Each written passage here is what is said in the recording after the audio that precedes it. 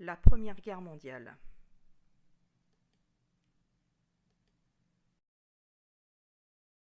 Au XIXe siècle, les puissances européennes s'affrontent lors de la conquête des colonies. Mais au début du XXe siècle, la conquête est terminée et les tensions reviennent en Europe. L'attentat de Sarajevo contre l'archiduc François-Joseph par un nationaliste serbe sert de déclencheur à la Première Guerre mondiale.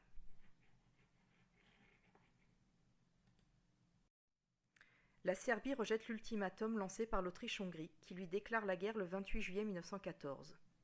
Alliée à la Serbie, la Russie mobilise ses troupes dès le 30 juillet. Par le jeu des systèmes d'alliance de la Triple Entente et de la Triple Alliance, le conflit se généralise à l'Allemagne, la France et l'Angleterre. Seule l'Italie repousse son entrée en guerre car elle revendique les territoires d'une de ses alliées, l'Autriche-Hongrie. Elle s'allie finalement à la Triple Entente en 1915. Chaque système d'alliance entre en guerre avec ses alliés et ses colonies. Le conflit est donc d'emblée mondial, car il concerne des pays sur tous les continents. Les hostilités débutent le 4 août avec l'invasion de la Belgique et du Luxembourg. L'armée allemande progresse rapidement et menace Paris. Elle est repoussée lors de la bataille de la Marne. Les armées de l'Entente et de la Triplice s'engagent alors dans une course à la mer. À la fin de 1914, la guerre de mouvement est en échec.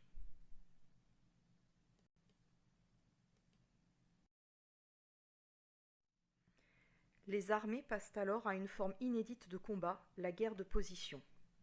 Les soldats construisent des tranchées à partir desquelles ils lancent des assauts meurtriers mais inutiles. De nouvelles armes sont mises au point afin de permettre de prendre le dessus sur l'ennemi. Les belligérants doivent désormais mener une guerre totale.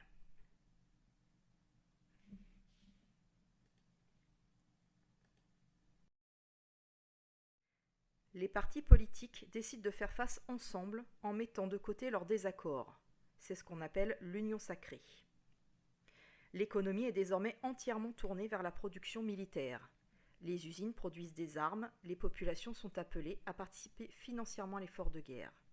Les femmes remplacent les hommes dans les champs et les usines, les colonies fournissent des soldats. Enfin, les États utilisent la propagande et la censure afin de maintenir l'implication des civils et des soldats dans la recherche de la victoire. 1917 est le tournant de la guerre. Les États-Unis entrent finalement en guerre aux côtés de l'Entente après qu'un sous-marin allemand ait coulé un navire britannique sur lequel voyageaient des Américains. Par ailleurs, les soldats manifestent leur lassitude en refusant de monter au combat dans des assauts inutiles et meurtriers. Enfin, les bolcheviks prennent le pouvoir en Russie et entament des négociations de paix avec l'Allemagne. Ils quittent donc la guerre. Ces trois événements conjugués conduisent à la reprise de la guerre de mouvement. L'armistice met fin à la guerre le 11 novembre 1918. C'est la victoire de l'Entente sur les empires centraux. Le sort de l'Allemagne est réglé le 28 juin 1919 dans la Galerie des Glaces par le traité de Versailles. Le bilan de la Première Guerre mondiale est dramatique. 9 millions de morts, 8 millions d'invalides, des veuves et des orphelins, des villes entières détruites, des sociétés traumatisées.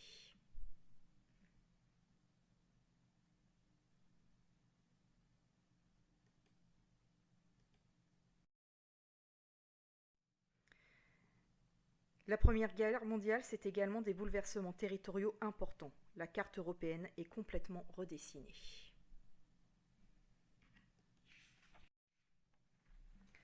Les traités de paix, censés apaiser les tensions, laissent cependant beaucoup de mécontentement en suspens. Les Allemands se sentent humiliés par le traité de Versailles, ce qui nourrit l'esprit revanchard des nationalistes. Une vague de grève et d'agitation sociale touche les pays européens.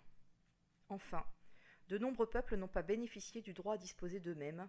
Nombre de territoires continuent d'être revendiqués par plusieurs pays. L'Italie notamment n'a pas obtenu satisfaction.